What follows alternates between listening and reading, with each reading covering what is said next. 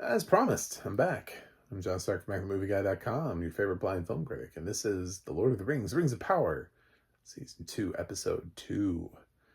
This is still on Amazon. It still has audio description, and we'll blow through this again because they dropped 3 episodes, so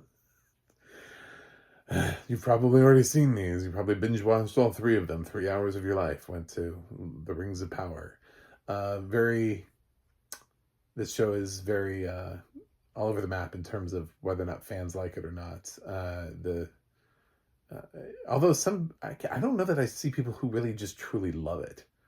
There are people who like it, but I don't know that anybody really loves it. So we get more of our. I'm just gonna keep calling him Sauron.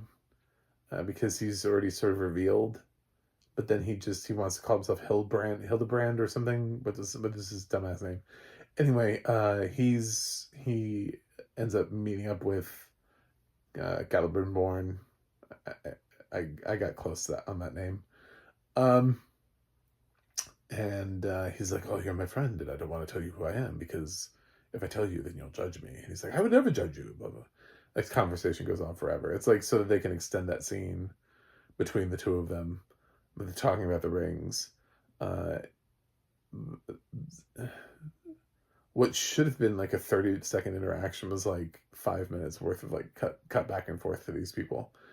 Galadriel and Elrond are still not friends, and by the end of the episode, by the way, again, recaps, so spoilers.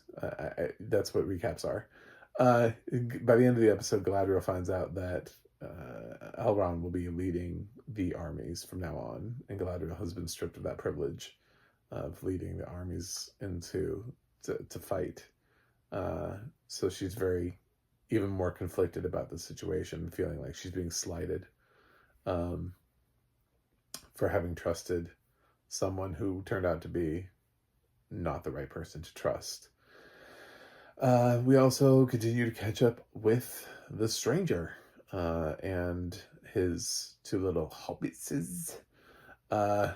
And they've been followed by dark riders. We see a little scene where the dark rider's like, "Yes, we see him, we follow him." It's just, they report back basically.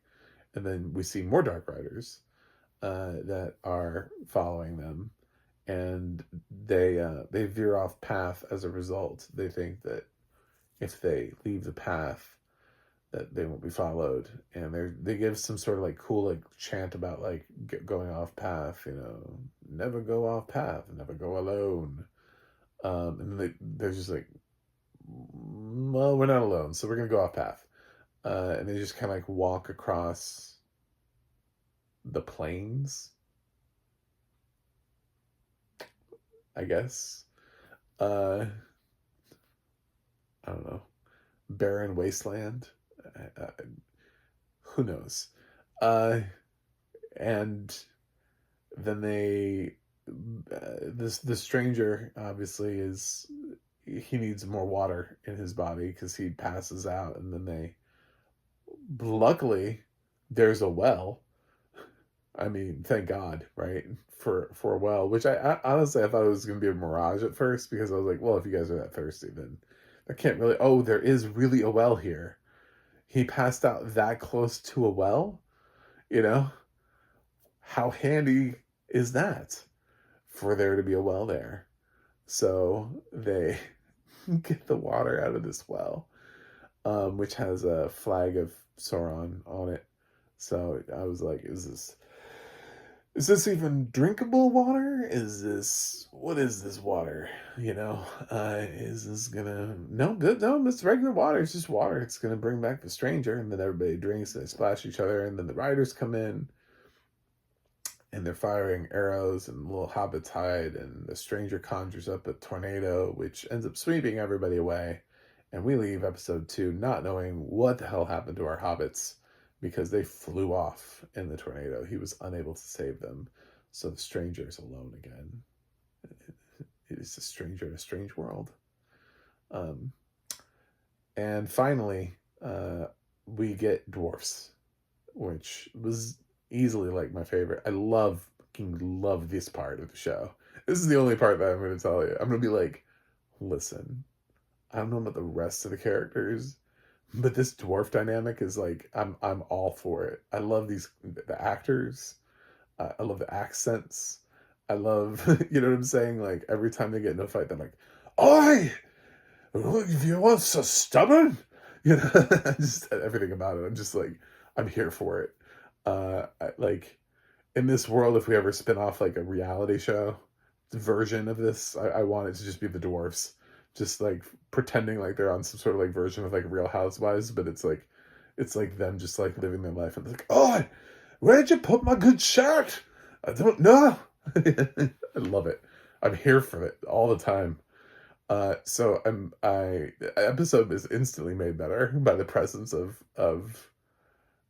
them, and I they go through this like experience where it's like some stuff kind of collapses and their world changes dramatically, and meanwhile the main one is still not talking to his dad who disowned him last season and stripped him of his collar, and they're poor now so they can't afford things and they're eating like old bread, year-old bread, by the way. He's like, "Oh, this bread tastes like it's because it is a year old." Oh, good. um she's like, "Why don't you make up with your father?" What I found to be really interesting here is she ends up talking to the father, and he's he seems to ask like how the grandkids are, and I was like, wait a minute, they're grandkids? Where are the children? Why is it every time we see the two of these people there aren't like children around, and why aren't the children doing anything? You know what I'm saying? Like, where are the children? Yeah, I just realized like through the audio description and everything, and even their dialogue, like they don't ever really mention their kids. They're just like, do they have kids? Did they mention them in season one? Like, what did they do? Like, I don't remember them doing anything. But it was like a point where they were like, "Oh, how the grandkids doing?" I was like, she's like, "Well, they're fine, but they missed their grandfather." And I was like, they probably missed screen time is what they missed, to be totally honest at this point. They're probably the child actors who were given these roles thinking like, "Oh, we're gonna be on camera. We're gonna get to do things." And I'm like, "Oh, but they forgot we existed." So, um, I don't know, maybe they're just like sitting in the background coloring or something all the time, and the audio description just doesn't pick it up. I don't know. That's part of being a blind film critic, is maybe that's true. Maybe they're like extras who just hang out in the background, and you somewhere in the back you just see like some child is like cleaning a window, and you're like, "Oh, well, there's the kid. Does he not have lines? No, we didn't pay him to speak, so he doesn't have a good Scottish accent to pass as a dwarf." Um, so that's basically that's it. This is that's the jive of the second episode.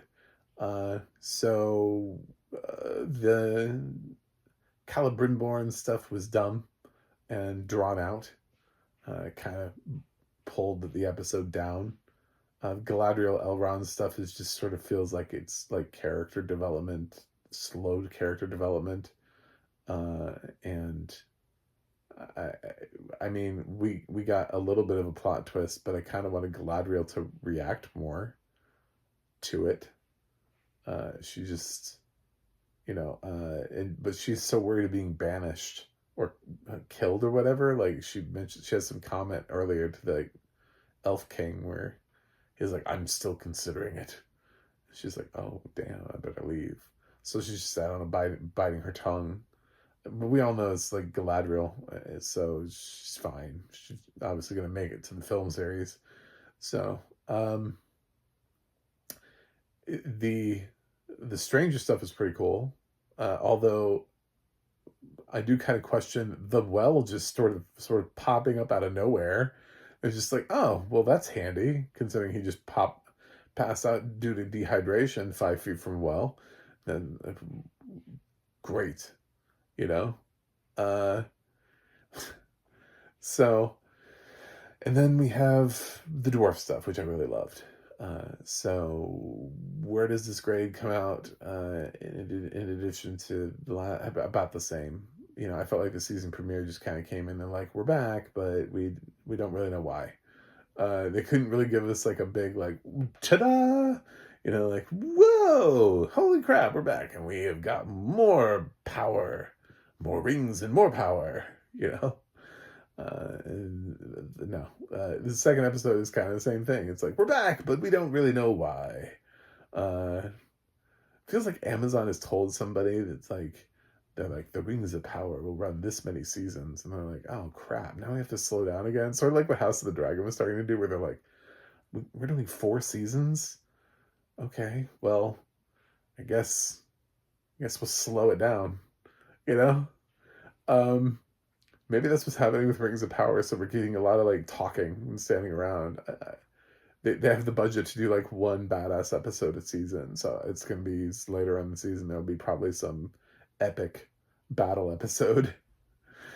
In the meantime, we're gonna get. Luckily, the dwarves are entertaining when they're arguing. So if you're gonna do that, just focus on them because I really enjoy their dynamic.